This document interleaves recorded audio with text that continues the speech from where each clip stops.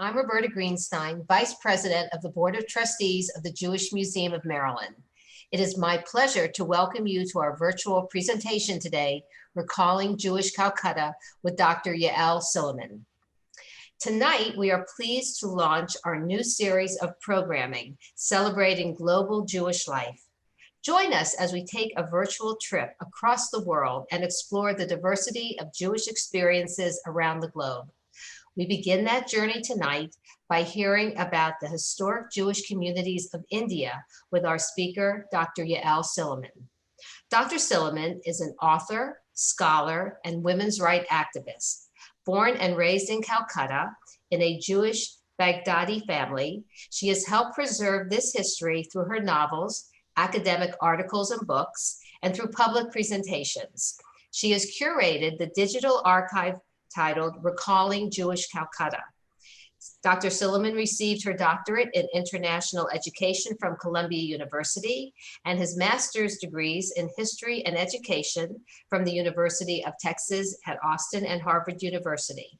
She was previously a tenured associate professor at the Women's Studies Department at the University of Iowa. Dr. Silliman is joining us from India this evening, and we are so pleased to welcome her here to our virtual JMM. Thank you so much, Dr. Silliman. I know it's evening there for everybody, but it's 5 in the morning here. So good morning from me to all of you. And thank you so much for having me on to speak with you about my Calcutta Jewish community. I'm not really going to speak about the Jews of India. That's a very, very large topic, and one that I don't know so well. So I'll just introduce you briefly to the 3 major Jewish communities of India, which have been in the country for thousands of years. There's the Bene Israel community from Bombay on the west side of India, which was a rural community in the Konkan coast, which we don't know exactly when they came to India. It can't be dated, but people think more than a couple of thousand years ago. They're very integrated into Marathi life, and many of them moved into Bombay. That community too, over a period of time, has diminished substantially, and now many of them live all over the world, as well as in Israel. There's a Kochini Jewish community, which is also an old community, which we know dates back at least to the 10th and 12th century, and that's in the southern part of India. There were 2 types of Jews there, European Jews as well as Jews of the area. And the Kochini Jews also very well integrated into the community, wore the clothes of the community, spoke the languages of the communities in which they lived. And they too have emigrated, most of them to many parts of the world. I had the honor of actually visiting the Kochini Museum, where I gave a talk a couple of years ago in Israel, which if people visit, it's definitely worth seeing. They too, I think, have about 10 or 12 members left now living in Cochin, and a few scattered maybe in other parts of India. The third community, which is much newer, is my community. It's the Baghdadi Jews of India. We came to India during the British Raj, so we're often called the Jews of the Raj. We came in the 19th century, 18th and 19th century to India, and were once a flourishing community. It's much smaller than the other 2 communities. The Baghdadi Jewish community of Kolkata, of which I am a part, used to be called Calcutta, had at its max about 4,500 Jews, but we made a significant imprint, not only in Bengal and Calcutta, but in India and across the world. So I'm really going to speak about my communities because that's what I know best. So let me tell you that I grew up in the Baghdadi Jewish community. I was born in 1955. There were still some community members here. We had probably about 700 or 800 Jews living in the city. My mother and my father grew up in a much more thriving Jewish community. My mother, who was born in the 1930s, lived in a very tight-knit Jewish world. She went to the Jewish school. She would be frequently at the synagogues. She was part of Jewish youth committees. And really, her life was quite confined while she was still in Calcutta to her Jewish world. She really didn't move much out of it. She was came from a very middle-class Jewish family, but being a radical woman, even in those days, she wanted to explore further and went to Delhi, which was very, very difficult in those days to go to college because it was far away from home, and Jewish families wanted their girls who did have an education and sound educations, and many were doctors and lawyers, to go to school in Calcutta, which was, of course, a center of learning. It was, till 1912, the capital of India. I know people think of my city as a city of poverty, but actually it was known then as the city of palaces, a very multicultural city with people from all over the world who came to Calcutta to seek their fortunes. My mother was able to go to Delhi to college because there was a Jewish woman from Calcutta who you'll see in the slideshow later, Hannah Sen, who was actually the president of the college. And so her parents thought she would be safe in her hands. So that was my mother's really first introduction to a much larger India world. It was also during the time of independence. And whereas the Jewish community had really primarily identified as Jewish, when she went to Delhi, she realized she could be an Indian Jew, and those two things could sit comfortably together, which was a revelation for her. I grew up in a very Indian world. I did not go to the Jewish girls' school. Already it was no longer the best school in town. I was privileged. I came from a not wealthy, but yes, a very upper class family. So I went to a school where there were children from all communities in a class of 42 girls. I think we had Italians, Japanese, Jews, Hindus, Muslims, Buddhists, Armenians, Parsis, and that was my life. I lived in a very multicultural world. I really didn't want to be part of a Jewish community. I used to think in those days, oh, there's all those old people who wear kind of fuddy-duddy clothes like my grandmother, and they're very narrow-minded. And I was striking out, and lived in a sort of larger Indian world, and very much identified as Indian. There were 3 synagogues, which there still are, in Calcutta. We did go to the synagogues for high holidays. There was still the Jewish girls' school. I would go to study Hebrew with my granny, which was important for us to learn the prayers. And there was a Maccabi, and I sometimes went there. But really, my world was not a very Jewish world, and I was not at all, though my grandparents were very religious, and though I came from a conservative Jewish community, my mother wasn't particularly conservative. And so I lived in a much more sort of secular kind of way, as many Jews in America live today. By the time I was about in the 1970s, I left Calcutta. And it's a funny reason. My parents, people were leaving Calcutta at the time, largely because there was, people from beyond our community were leaving Calcutta. It was no longer a hub of trade. There was a Naxalite movement, which is a radical movement here, which terrorized part of the city and the countryside, and people were leaving the city to look for new opportunities. And the last Jews that were left in Calcutta, maybe 500, 600, 700, even they left. And my parents told me, you should go abroad to study. There are no Jews left in the city. I know you don't really care about being that Jewish, but it's important that you don't say you didn't have a chance to meet other Jews, and you can then make up, how you want to live your life.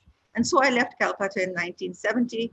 I had hardly been, I'd gone to a few bar mitzvahs, but I just remember one Jewish wedding that people were already leaving en masse. By the time I came back to Calcutta to live here about 10 years ago, there were barely 30 Jews left. And there was a radical decline in our community. People had left, really very older members had stayed on. And even now that number is dwindling each day because they're mostly elderly people. So I'm going to tell you about, that's my experience and a radical decline from the 50s to 2010. But I'm now going to give you a sense of our vibrant history and let you have a sense of what our lives were like and who we were and what we did and what we were able to achieve and why I think we're a very special community. I know everybody thinks they're very special, but I think in the Jewish world, we are very special because we were a group of people who never faced any anti-Semitism ever. We were loved and embraced. We were very comfortable in our communities. We were Arab Jews. We worked closely with Muslims. And though we were expelled, some of us, or some came seeking opportunities from the Middle East, we actually only improved our lives by living abroad in India. And for every generation, life became richer for us. So I think that's a pretty good story to tell, and one I think that is quite unusual in our Jewish world, unfortunately. So it was my father's family who first came to India in the 1790s. My father's ancestors came from Aleppo, Syria. We're called the Baghdadi Jews, but we're not really all from Baghdad. We come from all over the Middle East. My ancestor came looking for opportunities. He first went to the west coast of India in 1790. He was a court jeweler.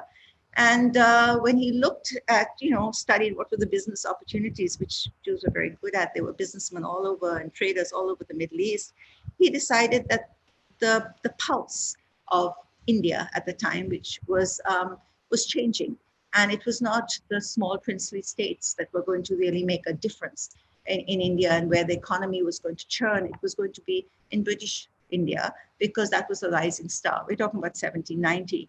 And so he set his eye on the capital of British India, which was Calcutta, and looked there for business opportunities. And he found many. He soon realized that this is a place where his family could do very well. And he called his son-in-law and others to join him and set up base in Calcutta. And almost immediately, because they were very conservative and religious, rented an apartment or a home to serve as a hall for the first synagogue. Very soon, other Jews joined them. They realized there were a lot of economic opportunities. There was also some pogroms in Baghdad. And so more Baghdadi Jews became part of this community, though there were Jews from Yemen and all other parts of the Middle East. When they came to Calcutta, they were business people primarily. They were traders, and they dealt in a lot of commodities, indigo and jute and the raw materials. And they actually made their fortunes in the opium trade. At that time, the opium trade was legal, and it was Jews and Parsis who exported most of the opium from India to China. And it was a Sassoon family who were really like the Rothschilds of the East, who was also from my community, though their primary base was in Bombay, but of course there were Sassoons in Calcutta too. That's where they made their fortune, and many other very well-established families by the time became very wealthy very quickly in Calcutta. Now, I think it's important to understand that Calcutta, with these few Jews, was not an island in the Jewish world. It actually was a very important nodal center of a larger trading network of Jews who settled from Baghdad to Shanghai and all over the ports of Asia, which I call Jewish Asia. There were these small Baghdadi Jewish communities that lived very Jewish lives, that flourished, that worked with each other. There was a Jewish press that told them about all the news of the community. And it was goods and people and news that traveled up and down from Baghdad to Shanghai to keep this Jewish network of Jewish Asia alive. And Calcutta was very much the center. I'll give you an example. Calcutta was not the center only economically as an economic force, but I was giving a talk at the Hong Kong community, and they showed me their Sefer Torahs. And they said, in those days, Calcutta was the big city of palaces, the wealthy city, and Hong Kong was this small satellite city the Jews and Armenians and others were setting up as it was becoming a British protectorate. But we got our Sefer Torahs from the Calcutta community. Meanwhile, the community in Calcutta, if we wanted to have any religious questions answered, we would actually talk to Baghdad and send a message to Baghdad and ask them, is this halachic, is that halachic? And we would get our advice from there. There were always Jewish shaliyas traveling back and forth over this network. And in fact, it's interesting when I look at the Jewish history, it was a lot of European Jews at the time and Jews from Palestine who were much more poor than the Jews of India, who were constantly coming to Calcutta and to the Jewish communities for charity. And finally, there were documents in our community saying a lot of these are fake. Don't give them money. Send it directly to Jewish yeshivas and places in Israel. So that gives you a sense of the kind of wealthy community that we were. And over a period of time, of course, Jews didn't just stick to dealing in opium and trading in commodities, but they became part of the life and fabric of the city. The Calcutta Jews are always known as a wealthy Jewish community, as were the Bombay Jews, the Baghdadi Jews. But in fact, we weren't a very wealthy community because we had constantly Jews coming from all over the Middle East looking for opportunities in Calcutta.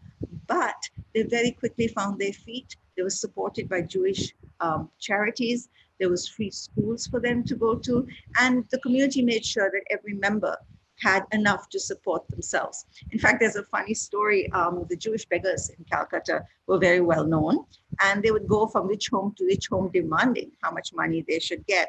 And if the family didn't give them enough money, they'd say, then we'll keep coming to your home on Shabbat and you'll not get rid of us. And the funniest story I remember of this Jewish beggar in going to England in the 50s, and this one always cracks me up, is she was a very famous beggar.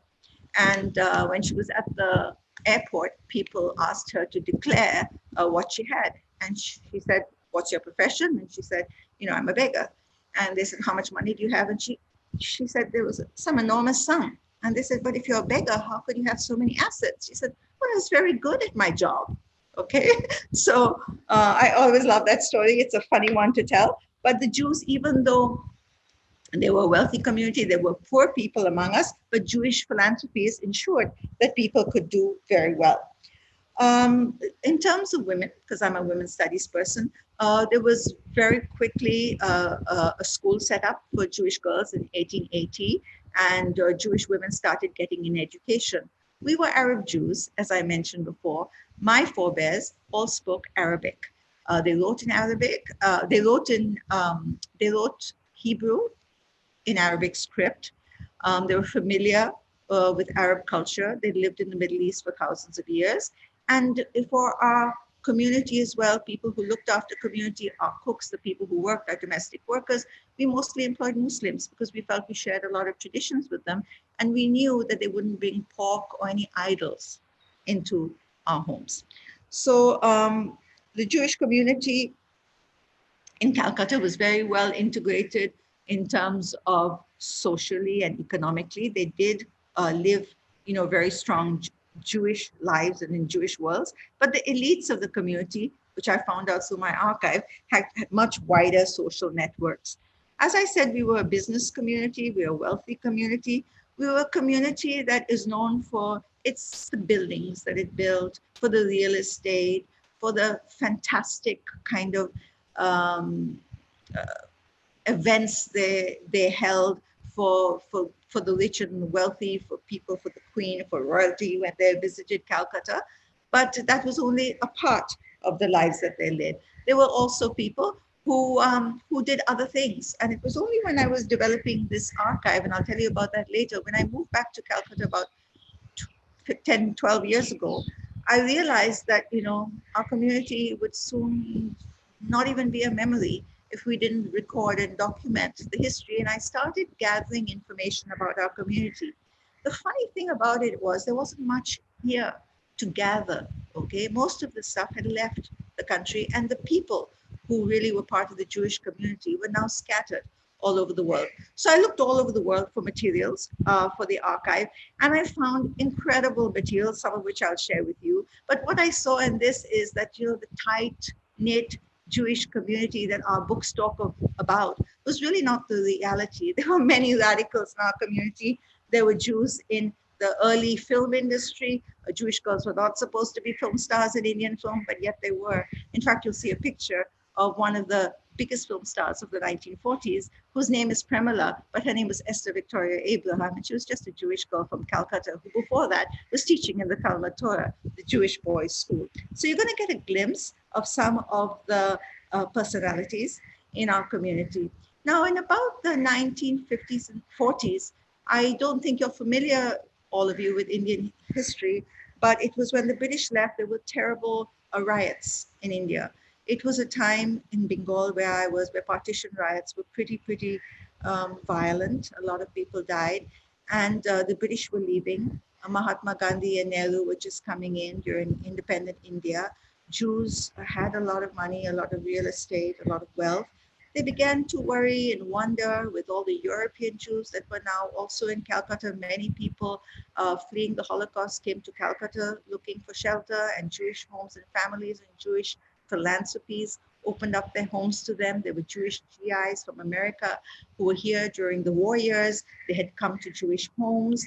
And so the Jewish world of Calcutta, which had always been cosmopolitan, but facing eastwards, Asia, now saw another future possible in the West. And they realized England was always there, but America also opened up for them. And Israel, 1947, was also becoming a state.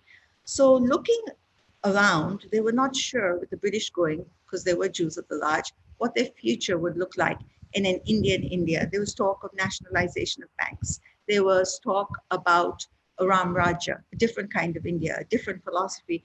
And several Jews, especially those with money, who had their own companies, employed Jewish people, decided it would be a good time to switch and take their money out, because England offered all people from the colonies a chance to come to Britain and settle over there.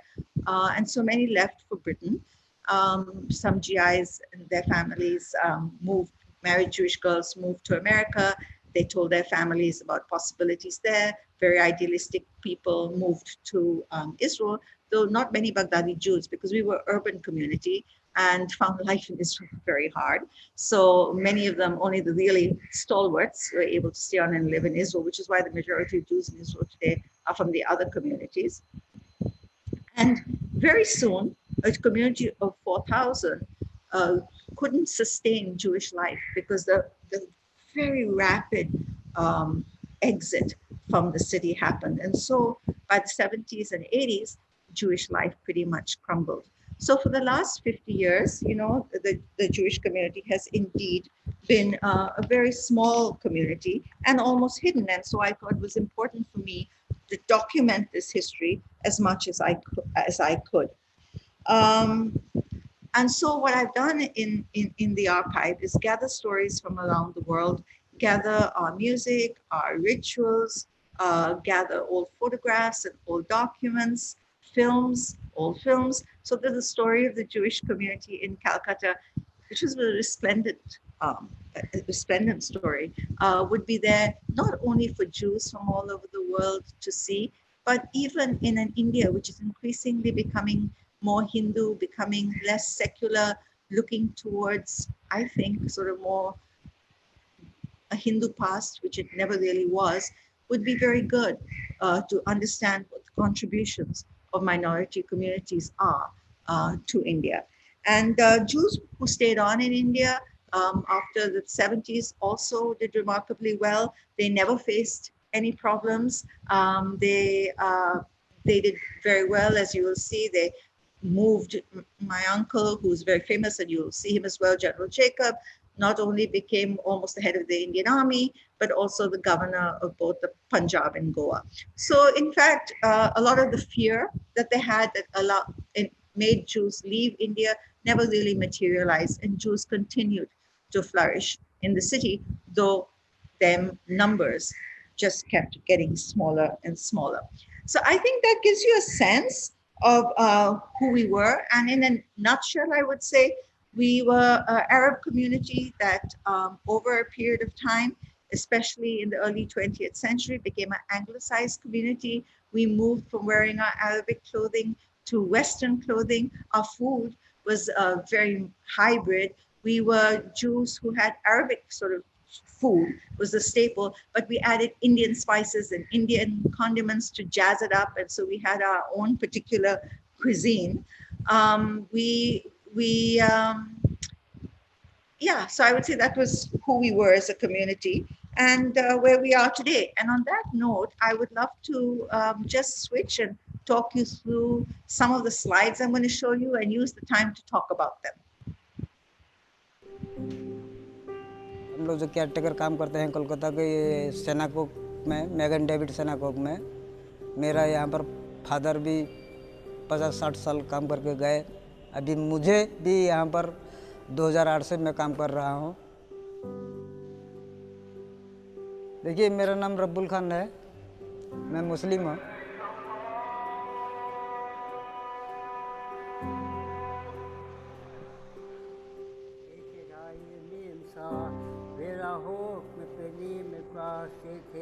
Our grandparents always preferred to have Muslims over here, because they also worship God or the Almighty, which we do also. They don't eat ham, pork, or bacon, so we know that those meats will never be brought into the synagogue. And we were Middle Eastern Jews. I call us Arab Jews.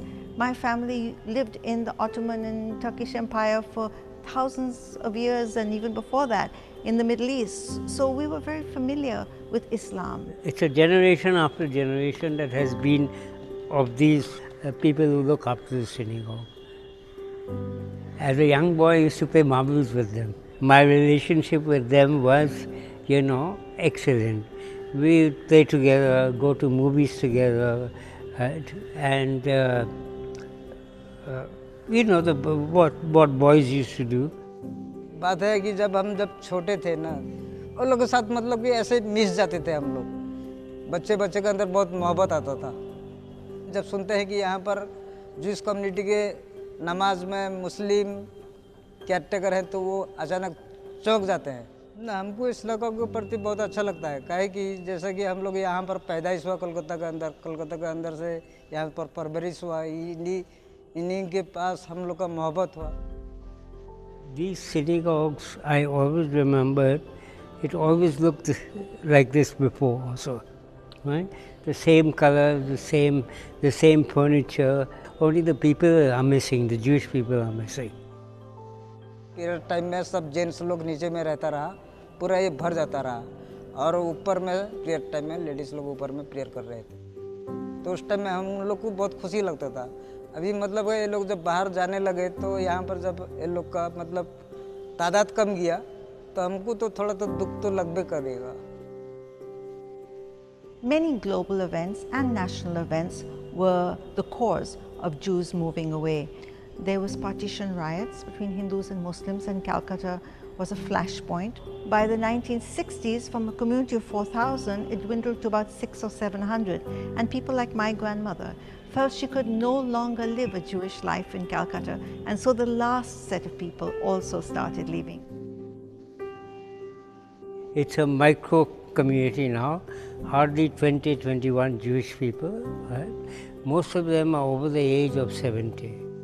We don't have a young community ready to take over.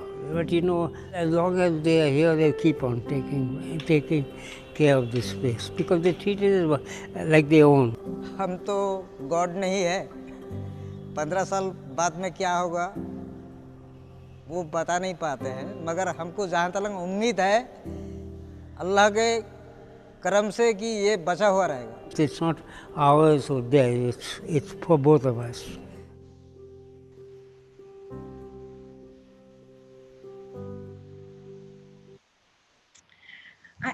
I chose to show you this video because it's short and gives you a sense of the grandeur of the Magen David Synagogue, which is in the heart of Kolkata. It's the commercial heart of the city where the Jews live, and this is here, cheek by jowl with other communities, that there are 3 of our synagogues.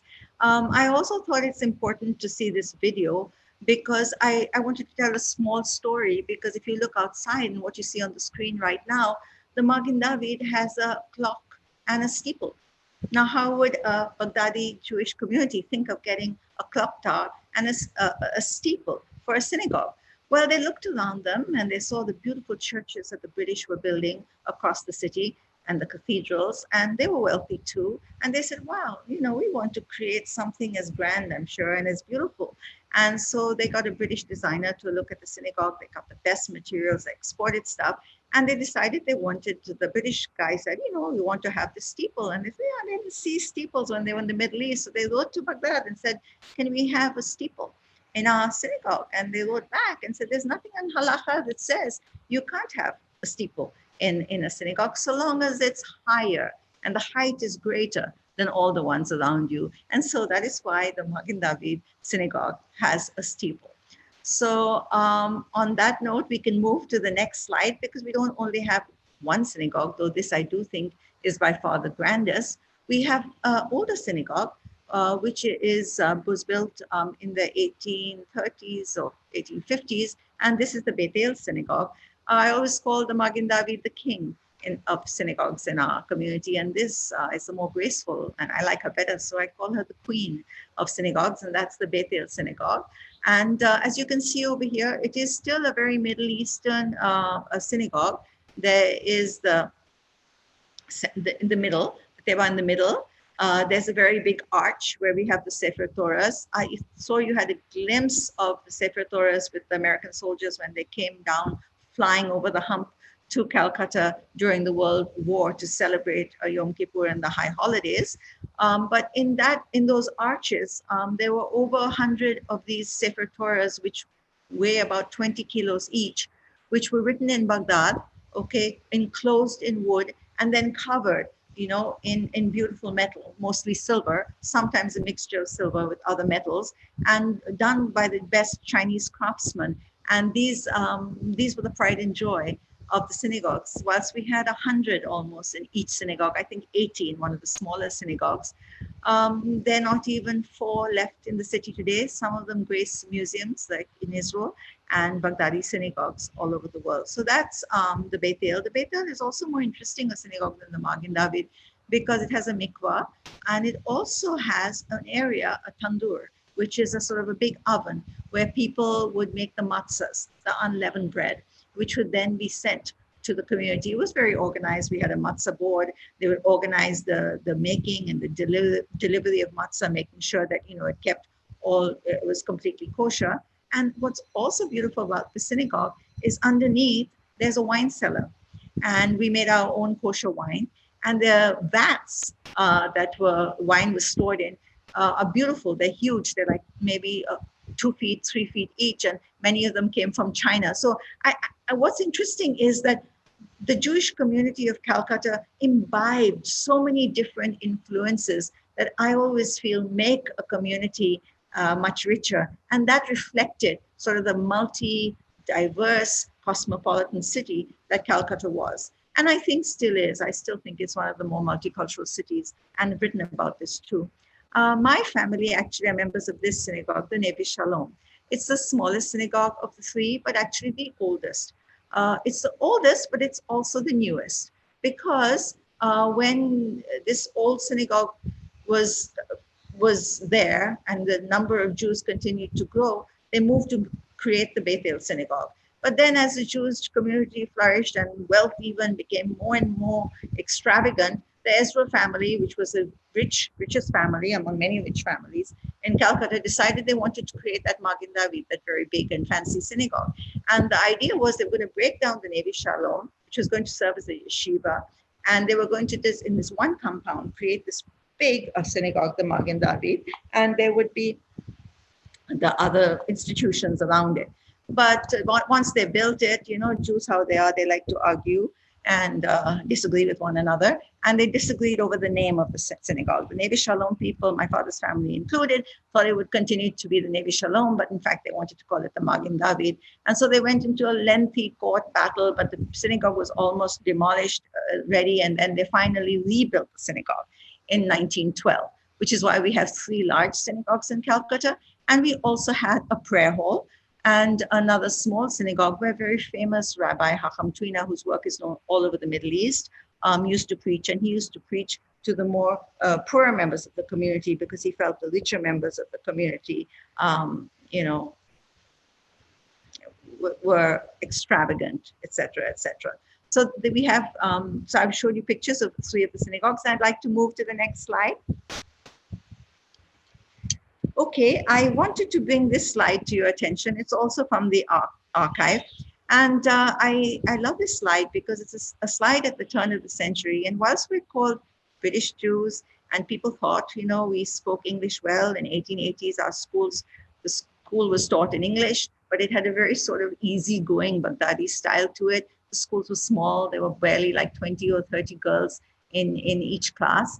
But and Jewish women still wore Middle Eastern clothes. And here you see Mr. Jonah Isaac with his family. And I think he looks beautiful in his resplendent Baghdadi clothes. But you can see the 2 young boys with him. They're already wearing Western clothes because the younger people were trying to integrate into a new life. And slowly they stopped wearing the Middle Eastern clothes. And they also stopped speaking Arabic at home and started shifting towards English. So we were becoming more anglicized, but it was not till the early 20th century. So though we have been in Calcutta from 1790, okay, in the 19th century, I think we were still very Baghdadi. It's only in the turn of the 20th century, and we left for all intents and purposes in that 60 years, is when we were very British, but yet we're always considered, British. But in fact, that's not the reality. So I want to show you the next slide. And this is a picture of the same Mr. Isaac Jonah, who's a much older man at this period of time. And those two young boys you saw there are now grown-up men. And you can see they're very comfortable now in Western dress. But Mr. Jonah is not quite that comfortable. You see the way he sits as though he's still wearing Arabic robes. A proper British gentleman wouldn't be sitting with his legs apart like that.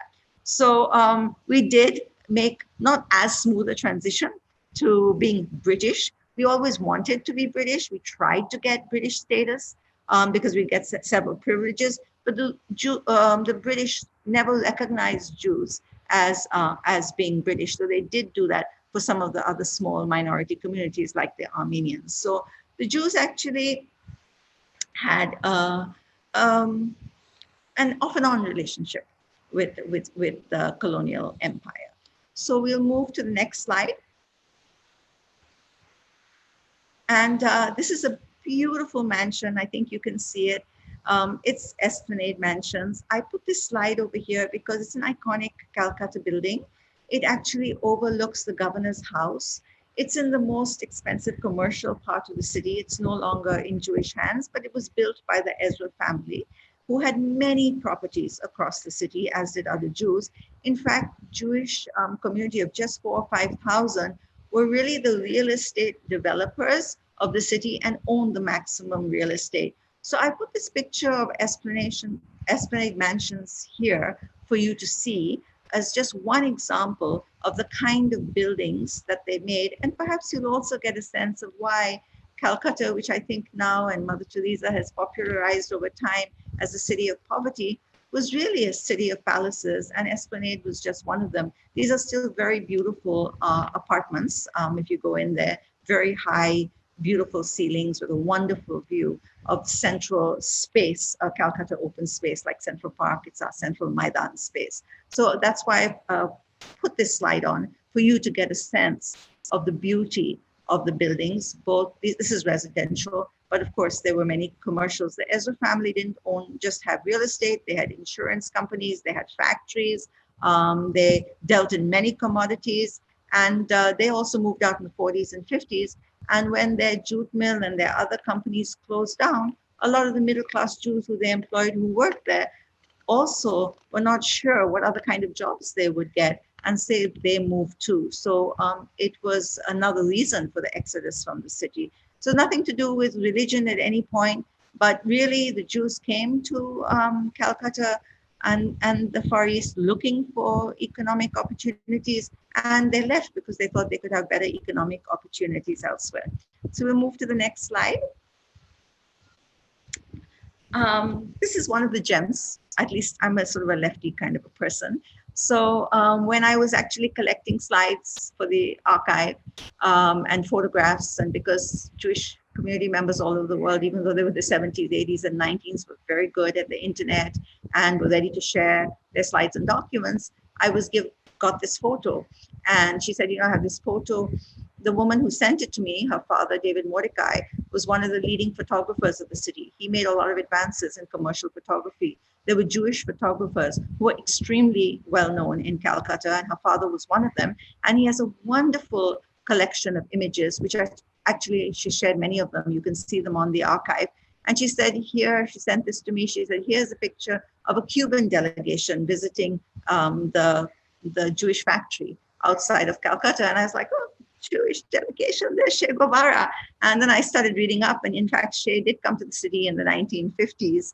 And here you can see he's examining a piece of jute that the jute owner, this Jewish gentleman, are showing him. So I put this here to give you a sense of the wonderful gems you will find if you look at the archive. The archive doesn't only have photos, it also has a lot of beautiful videos, including the one you saw I used that one particularly to show you because I wanted you to get a sense of the grandeur of the synagogue, and she used drone photography to do that video. And she also drew heavily on the archive. But it also has music, it has recipes, there are cookbooks, videos, lots of fun stuff to see on the archive.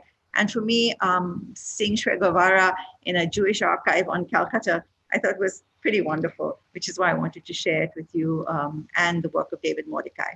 Can we move to the next slide, please? Now, who is this beautiful woman? This is Pramila, who I mentioned to you before. Pramila is another person. I got plenty of information. I went to visit her son, who is also a screenplay writer and an actor in Hindi cinema, whose name is Haider Ali, okay? And Haider's mother is Esther Victoria Abraham, and he sees himself as both a Muslim and a Jew. Esther grew up in Calcutta, and this is in the 20s and 30s, and she joined after finishing going to the Calcutta Girls' School. She didn't go to the Jewish Girls' School. In fact, she saw her relatives, Rose and Sophie, went to the Bombay for the beginning of Bollywood, and she went to see them and see the sets and see the glamour of the sort of up and coming Bollywood silent film at the time. And when she went to visit them and on the sets, she immediately got a contract to become an actress herself. And what's so amazing about Pramila, she's a really, really interesting life. She's a radical, you know, the Jewish community didn't talk about her. She's not much written about till later, because now, you know, it's okay to say that Jewish girls, in fact, did marry out. There was a lot of intermarriage. She was first married to a Hindu. She left him, and then she married a very famous Muslim film star in Bombay. They were a very glamorous couple. And he was married. He had a wife, but he was Muslim, so he could have had more than one wife. And she lived in Lucknow. And when in the 50s, the family decided to leave for Pakistan. And he told Esther to come along because they'd been living, you know, they were husband and wife for 25 years and they had 5 kids together. And she said, no, you can go ahead if you want to go to Pakistan. I'm staying right here in India. And she continued to live in India, and she brought up her family in India. And what's also interesting to know about Pramila is that she started her own film company. She was the first woman to have her own film company, Sun Productions, and she was really an entrepreneur in her own right. What I also love about Pramila is she was the first Miss India. So you have a Jewish girl from Calcutta becoming the first Miss India in 1947. What's also interesting is her daughter, okay, Naki Jahan, okay, Abraham. You can see the amalgamation of Muslim and Jewishness in every aspect of their family, became Miss India in 1967. So this is the only family, 1947, 1967, where you have mother and daughter both being Miss India. So Jewish women were known to be very beautiful, and Pramila is a wonderful example. She's not the most famous Jewish film star, but I love her life, and she's from Calcutta. Some of the other Baghdadi Jews from Bombay also became film stars. So I share this picture of her with you to entice you, and hope you'll go and read about Pramila and her very multicultural family, and you'll see her film posters, her company, and much more on the archive. I'll move to the next slide. Okay, this is a picture of the lady Hannah Sen I told you about, who was the principal in my mother's school there. She's with Jawaharlal Nehru. She was very much a politician, a fighter for independence and in the Congress, and she's with, next picture of her. Next slide, please. Here's her picture of her with Mahatma Gandhi and Mao Zedong. Next slide, please. This is General Jacob, who I told you about. He's an antique collector. He became the only Indian general to win a major war. He's really the victor of Bangladesh and helped them get their independence. And he's very well known across the world. He's called the Patton of the Indian Army. And he was also the governor of Goa and the Punjab. Next, I'm going to finish this in 3 minutes. Okay, I'm going to show you this picture because when the Jews left Calcutta, you know, they still became people, very famous people in their own right. And through the archive, I discovered Jerry Judah. I gave him a phone call. He's a very, very famous sculptor. This is his sculptures. He does these festivals, these car festivals all over Britain. And his work is in St. Paul's Cathedral. And the other very big person, Ani Kapoor, is also a Baghdadi Jew from Bombay. So I wanted to end, I think, with one more. That's his work in St. Paul's Cathedral, and I want to just show you this last slide. Is that okay? And then I'll stop. It's a Of course, yes. Can you show this video? It's only a minute. So this is a grave that I didn't know about, and I found in the synagogue through Dr. Reisner, who came to Calcutta looking for his grave, and he was not even in the Jewish annals, and yet was such a great man. Good noontime. My name is Daniel Reiser from Israel. We're seeing here the tomb, Matzeva, of Avraham Shalom Yosef, who lived from Hey Taf Kuf Tzadi Gimel, 1833, and died on Taf Reish Ein Aleph 1911. This precious person, and people might know, is considered the person who built Jerusalem. There was a strong connection between Calcutta and Jerusalem in the time of the Ottoman Empire, and he donated the money for the first hospital in Jerusalem, 1900. The hospital's name is Misgav Ladach. When he died, 1911, all the chief rabbis of Israel and Jerusalem went into the hospital and started crying and started saying eulogies, hespedim. These hespedim went out in a book which is called Yosef Eineno. That's his last name, Yosef, and Yosef is not here. Quotation from a pasuk from the Torah about Joseph when he died. Yosef Eineno. Not when he died, when his father thought that he died and he was lost. Yosef Eineno. So they printed out a book with all the eulogies said about him. And you see how on the first page, how they relate to him as the most important person who built Jerusalem. In 1909, 2 years before his death, he built a hospital in Hebron, Beit Hadassah, which exists in Hebron until today as a part of the property of the Jewish community there. And today people live there in apartments, but he founded also this hospital in 1909. He also bought land next to the Kotel, just in the old city of Jerusalem, and donated it to a yeshiva.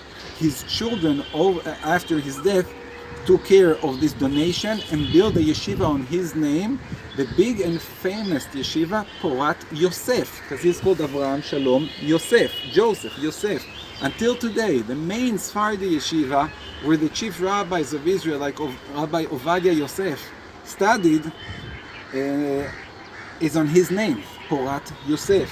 So he was considered the builder of Jerusalem in the beginning of the 20th century.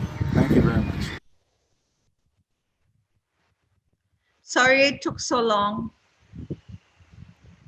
No, thank you so much, Jael, for covering so much in such a short amount of time, so early in the morning. Thank you so much for joining us. I'm Laura Grant. I'm the program assistant here at the Jewish Museum of Maryland, and I'm going to transition us into the Q&A section. So I see many of you have already put your questions.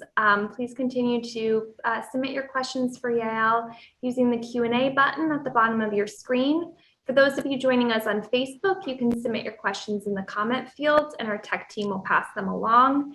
And we'll do our best to answer as many questions as we can within the given time frame, focusing most on the questions that relate most directly to the topics that were presented tonight. So let's see, we have several questions already coming in. There's some questions about your family. So about the work that your father did and about how your parents and grandparents felt as Sephardic Jews and sort of the different languages and different how they felt coming to India. Okay, so my father's family, which is one of the oldest families in the city, was also a family that set up the stock exchange in Calcutta. So my father's family's business, now we don't have it anymore, sold it when he died. It was a stock exchange. He was a stockbroker, which is many Jews were stockbrokers as well. But his was Jael Silliman Company. It's one of the oldest companies in the city. My mother came from a much more middle class family, and her family was actually quite poor.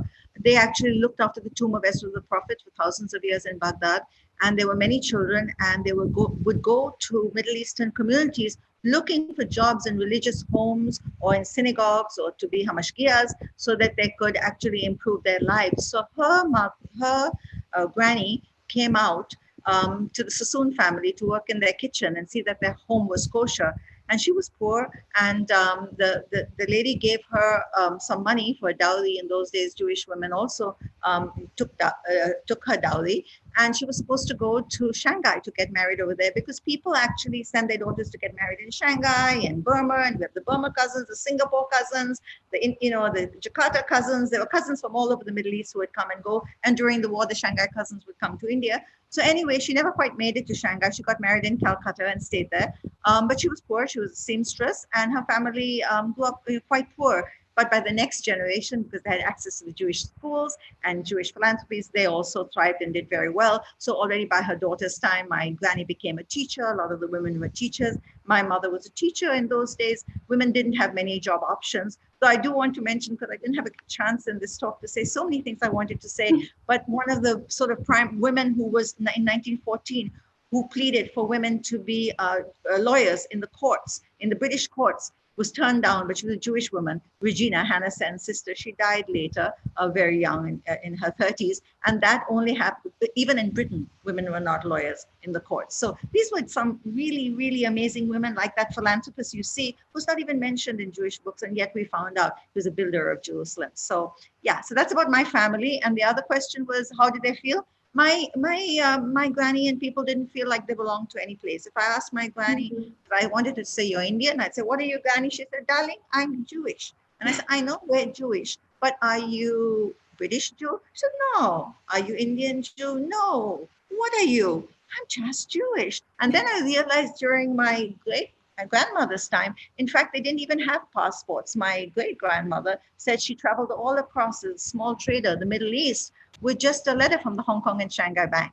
So when my mother wanted to get a passport to go to Britain on a 6-month honeymoon, she couldn't understand, what's this? What's this passport? She didn't even understand the term. So we think that nationalism is very old, but in fact, it wasn't. And Jews were so used to be moving from the Ottoman Empire to the British Empire to somewhere else that they constantly were in motion and in flow. And so nationality wasn't that important to them.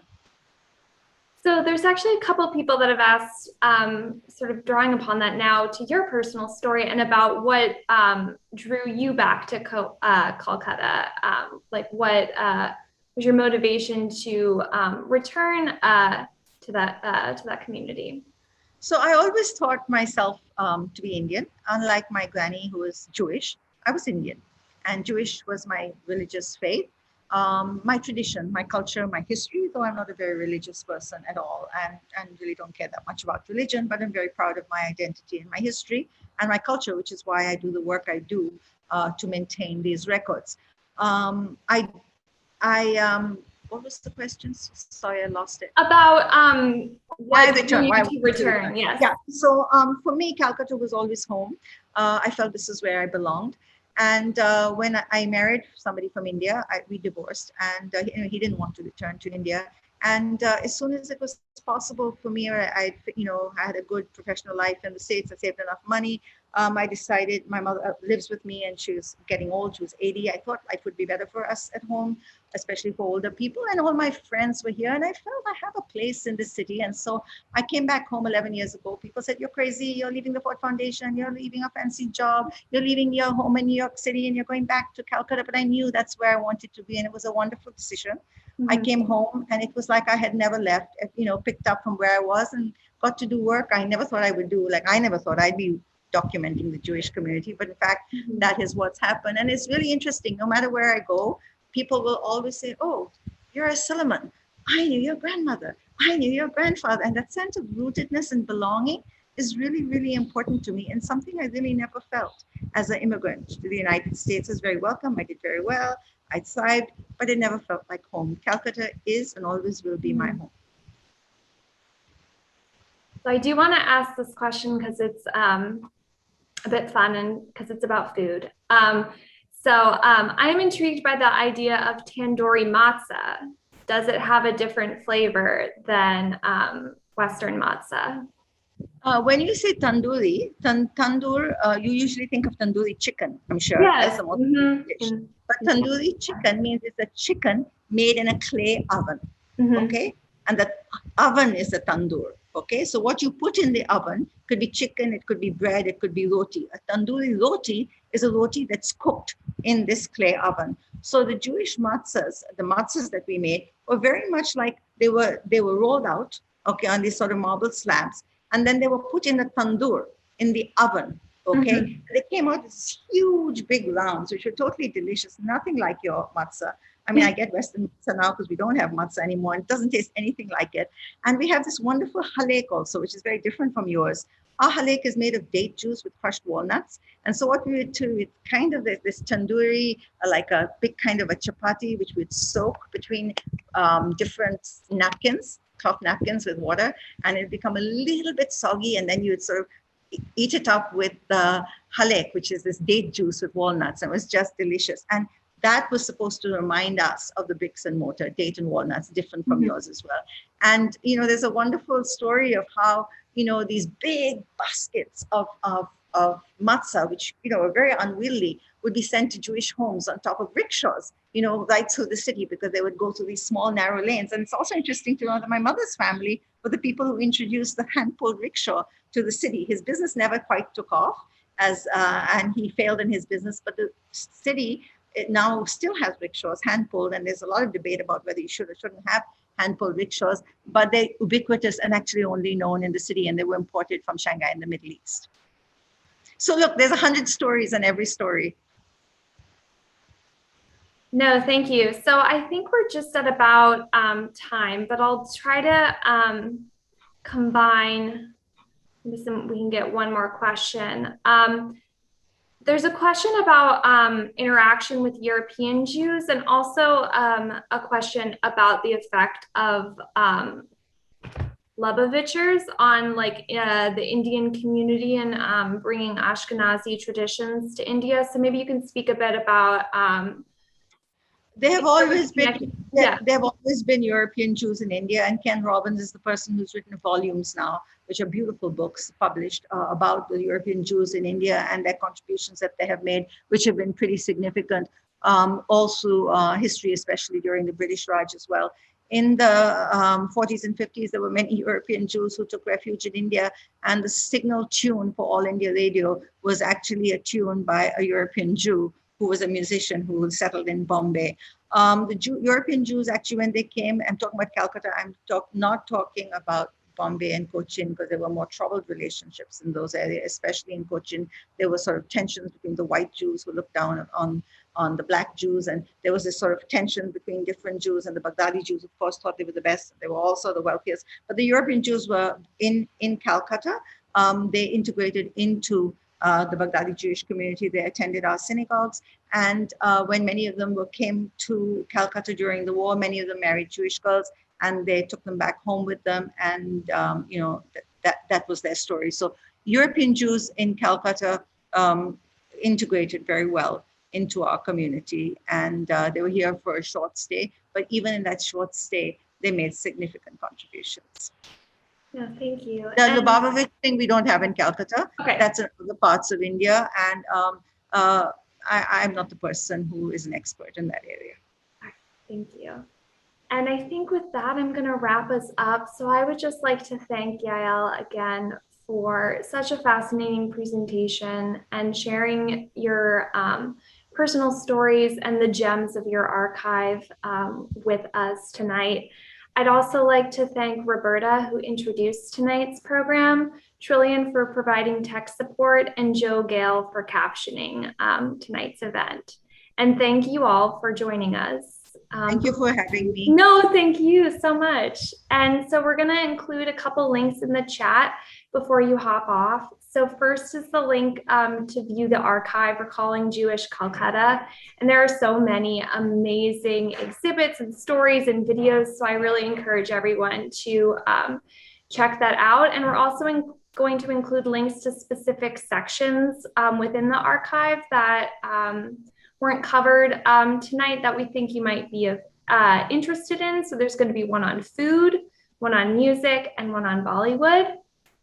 Up next, we'll have links to past recordings of programs that are related to the theme of global Jewish life. So we'll have a link to recordings of presentations that we hosted last summer with the South African Jewish Museum and the Jewish Museum of Australia. So if you didn't see those programs live, I encourage you to watch those recordings.